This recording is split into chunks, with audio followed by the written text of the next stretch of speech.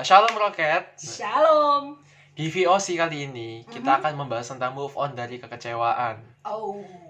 Dan karena anjuran pemerintah supaya kita stay at home, makanya kita rekaman ini di rumah saja. Tepatnya di kamar Valen. Ya, di kamar saja. Oke, lanjut. Pertama bahas dulu kekecewaan itu apa ya? Oke, menurut Valen kekecewaan itu apa? Kekecewaan itu apa ya? Apa ya? Kekecewaan itu harapan yang tidak tercapai. Harapan tak tercapai. Contohnya, misalnya kok aku ya, itu waktu itu pas masih SMP. Itu dikasih guru fisika bahannya untuk ulangan. Nah, udah belajar, kan nggak bisa belajar fisika lebih tepatnya, kurang bisa. Nah, besoknya ternyata itu yang keluar beda, bahannya salah. Sakit hati dong. Iya, wis pusing, nggak ada pertolongan. Kesel sama guru. Iya. Sebel banget. Marah. Iya. Jadi sebenarnya setiap orang itu berpotensi mengalami kekecewaan. Siapa saja. Presiden, wakilnya, gubernur, siapapun, papa, mama, saudara, atau siapapun di dunia ini punya potensi mengalami kekecewaan.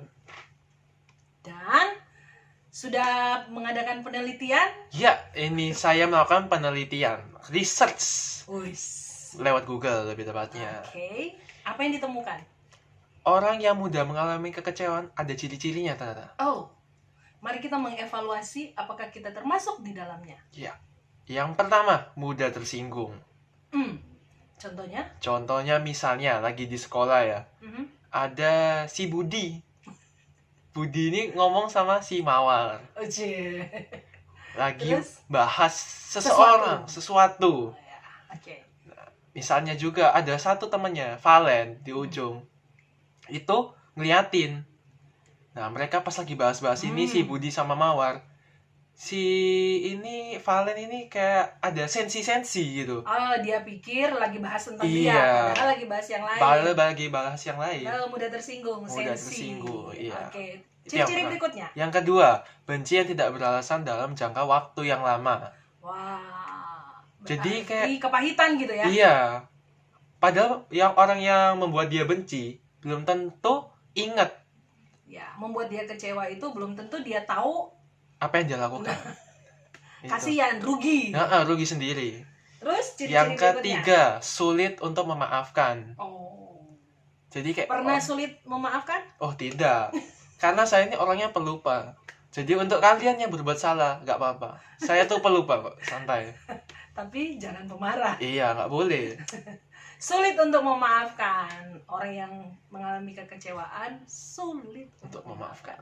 Oke, yang berikut. Yang keempat ya, tidak memiliki rasa berterima kasih.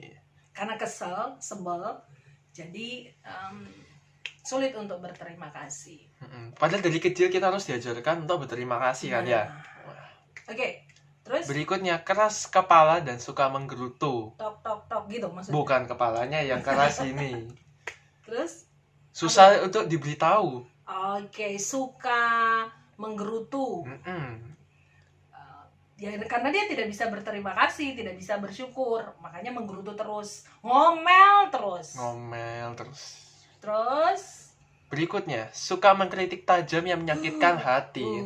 Berarti kalimat-kalimat yang keluar dari ucapannya itu pedes, sinis, suka nyinggung, suka menyinggung, nyindir, terus ngomong kasar. Nggak baik. Nah, itu ciri-ciri orang yang mengalami kekecewaan. Kira-kira ada yang mengalaminya? Evaluasi ya. Oke, lanjut. Jadi banyak orang Kristen yang mundur sebab mereka mengalami kekecewaan dalam hidup mereka. Apalagi belakangan ini kan sekarang kita ada wabah virus COVID-19 ya. Nah, itu ada beberapa yang mundur karena merasa kok Tuhan izinkan terjadi seperti ini, mengalami kesulitan, kesusahan, pekerjaan semakin sulit, ya kan? Apalagi anak-anak sekolah bingung masuknya, lulusnya gimana. Ya seperti Valen. Iya, lulusnya udah gak pakai wisuda kita ya. Gak ada yang coret-coret itu, tidak ada.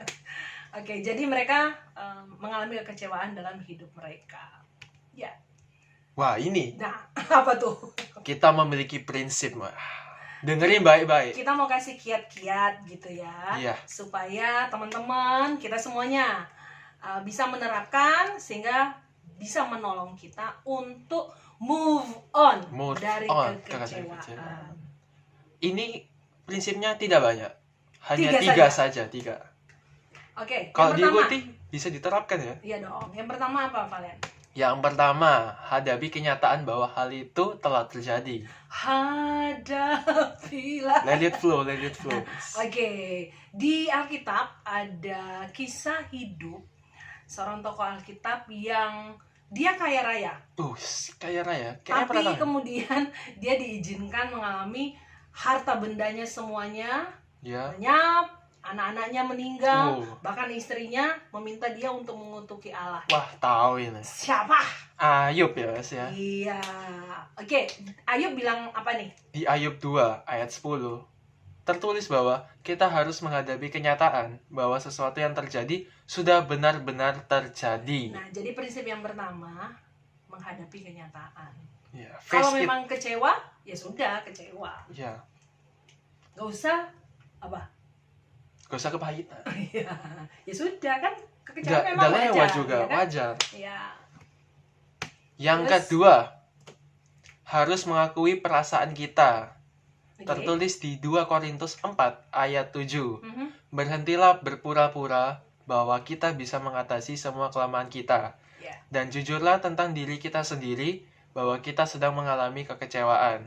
Jika dibutuhkan suatu krisis untuk membuat kita mengakui kelemahan kita, Allah tidak ragu-ragu untuk mengizinkan krisis itu terjadi. Oke, ada 2 kalimat yang kita mau ambil sebagai prinsip yang kedua, yaitu berhentilah berpura-pura dan jujurlah tentang diri kita sendiri. Jadi kalau kita mengalami kekecewaan, ya sudah, jangan pura-pura. Oh, nggak apa-apa. Gak usah berpura-pura. Gimana kamu? Oh, baik-baik saja. Padahal lagi kecewa sama orang tersebut. Nggak apa-apa kalau memang harus kecewa, jujur. ngomong. Aku kecewa loh, Valen. Iya. Kamu makan es krim nggak bagi-bagi. Contohnya. Jujur pada diri sendiri. Aku merasa kecewa karena kamu melakukan ini sama saya. Nah, kayak gitu. Jadi harus mengakui perasaan kita. Tapi kalau seandainya kecewa karena cinta tertolak, gimana dong? Wah, itu ya harus move on ya. Harus move on. Ya, aku kecewa sih kamu nolak saya gitu. Tapi nggak apa-apa. Pasti ada lebih baik. Udah, santai. Okay. Hidup tuh enjoy. Asik. Lanjut.